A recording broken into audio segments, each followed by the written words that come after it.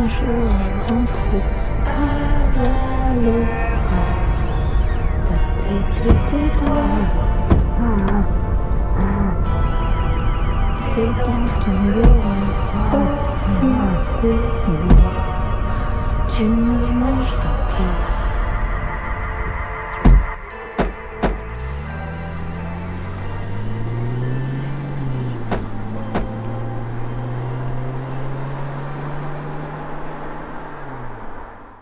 Concernant le trou apparu il y a plusieurs mois dans la commune de Montluc, je suis très étonné pour le coup par la direction que prennent aujourd'hui vos recherches. Aurélie, vous continuez aujourd'hui de creuser du côté des phénomènes paranormaux.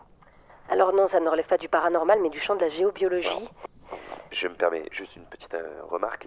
Tout le monde sait que la géobiologie est une pseudo-science, reposant sur des croyances ésotériques, et ces méthodes d'investigation ne suivent en fait même pas une démarche scientifique purement rationnelle, concrète, chiffrée. Vous savez, lorsqu'on étudie un phénomène auparavant jamais observé, on peut rien laisser de côté en fait, cette excavation en forme de puits.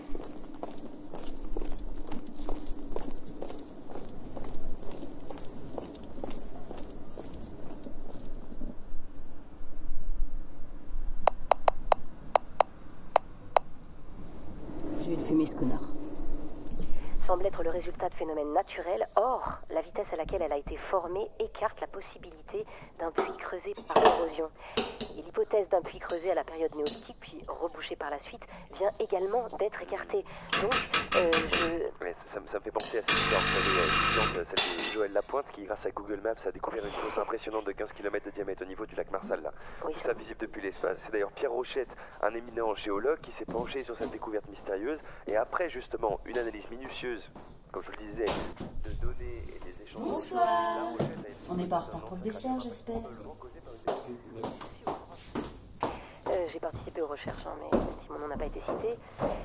Mais en fait, nous sommes ici devant une découverte d'un autre ordre. Mais non, pardon, je me permets de vous couper et d'insister pour préciser justement que là, à travers ces études, les minéraux trouvés sur le site du lac Marsal, notamment des silicates, de la magnétite et des zircons, tout ça, ce sont des indices révélateurs indiquant que la formation pourrait résulter d'un événement cataclysmique, survenu il y a des millions d'années. Oui, je suis au courant, mais en fait, le cas du trou de Montluc est complètement différent.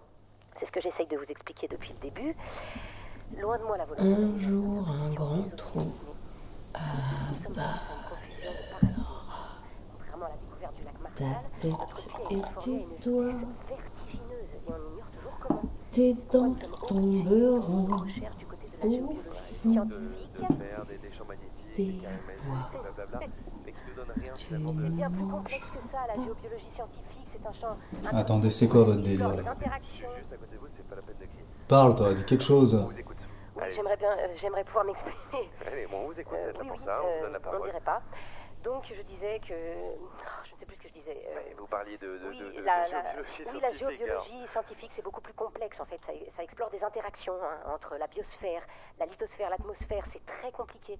Il y a de nombreux spécialistes qui sont impliqués dans ces recherches-là de tous les domaines. Les acupunctrices et les écoféministes. Bah, bien sûr. Allez. Bon, Ça donne là. oui, bon, allez. Je sais pas quoi faire face à autant de cynisme. Non, mais non. Mais qu'est-ce qu'il y a, Michael?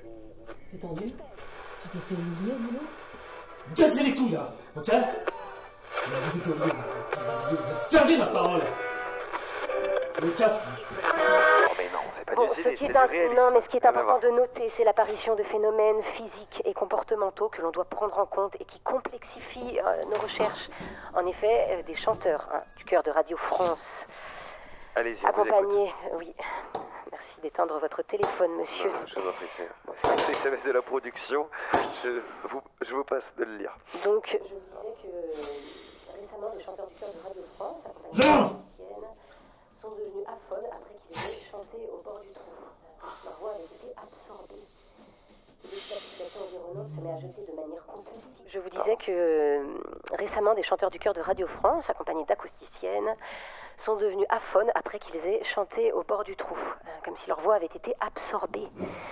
Et dès que la population environnante se met à jeter de manière compulsive des tas d'objets dont ils ne veulent plus comme pour s'en débarrasser.